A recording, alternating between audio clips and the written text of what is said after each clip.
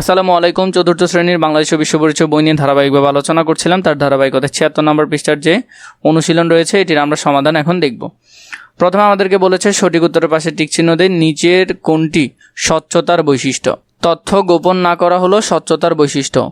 অন্যরা আমাকে বিশ্বাস করে, এই বাক্যটি দিয়ে নিচের কোন গুণটি প্রকাশ পায়? সততা গুণটি প্রকাশ পায়। খতে সঠিক শব্দ দিয়ে শূন্যস্থান পূরণ করি। সততা ও স্বচ্ছতা মানুষের ড্যাশ গুণ। 1 নম্বরে হলো সততা ও স্বচ্ছতা মানুষের ড্যাশ গুণ। 2 নম্বরে হলো নিজ দায়িত্ব ড্যাশ পালন করব।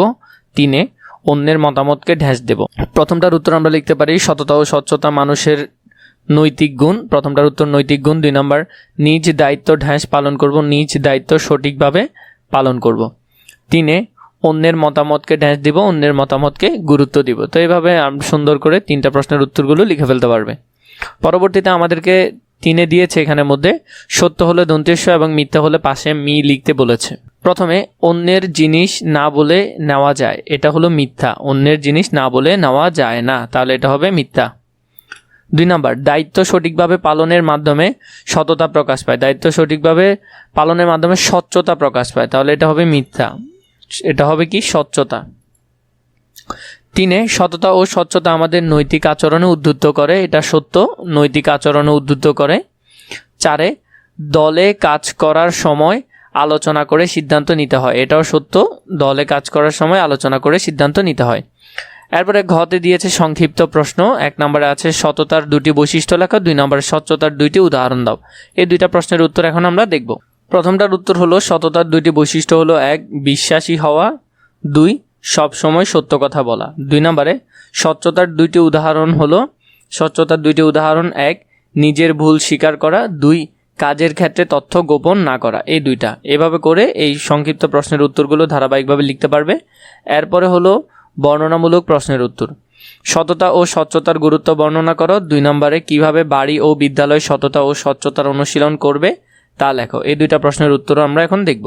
প্রথমে এখানে আছে সততা ও স্বচ্ছতার গুরুত্ব বর্ণনা করো। ব্যক্তি জীবনে সততা ও স্বচ্ছতা অত্যন্ত গুরুত্বপূর্ণ, কারণ সততা ও স্বচ্ছতা থাকলে ব্যক্তি নিজ দায়িত্ব সঠিকভাবে পালন করতে পারেন। মিথ্যা অজুহাত নিজের দোষ ঢেকে রাখেন না, মানুষকে কখনো মিথ্যা আশ্বাস দেন না। যে কোনো অনুষ্ঠান বা প্রতিষ্ঠান কার্যক্রমের টাকা সকলের অংশগ্রহণের মাধ্যমে ব্যয় করেন, সকলের আস্থা ও ভালোবাসা অর্জন করতে পারেন। পাশাপাশি কথায় ও কাজে মিল থাকায় সবার সাথে চমৎকার সম্পর্ক তৈরি করতে পারেন।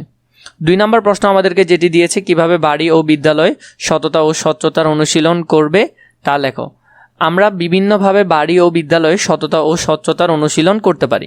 এখানে বাড়িতে সততা ও স্বচ্ছতার অনুশীলন 1 মা বাবার অনুমতি নিয়ে তাদের জিনিস ব্যবহার করা, 2 মা বাবা বাইরে থাকা অবস্থায়ও ঠিকভাবে লেখাপড়া করা, 3 মা বাবা কিছু কিনতে টাকা দিলে তা কিভাবে খরচ করছি তা সঠিক হিসাব দেওয়া, 4 সবার সাথে সবসময় সত্য কথা বলা। বিদ্যালয়ে সততা ও স্বচ্ছতার অনুশীলন। 1 নম্বর শ্রেণীর পড়া সঠিকভাবে করা, 2 নম্বর শ্রেণীকক্ষে কোনো সিদ্ধান্ত গ্রহণের ক্ষেত্রে সকলের সাথে আলোচনা করা, 3 শিক্ষক বা বন্ধুদের কাছে নিজের ভুল স্বীকার করা, 4 সময়ের কাজ সময়ে করা। তো এইভাবে করে তোমরা এই তথ্যগুলো খুবই সুন্দর করে নিজেরা কালেক্ট করে নিতে পারবে। পরবর্তীতে অধ্যায়গুলো প্রয়োজন হলে নিশ্চয়ই কমেন্ট করে জানাবে।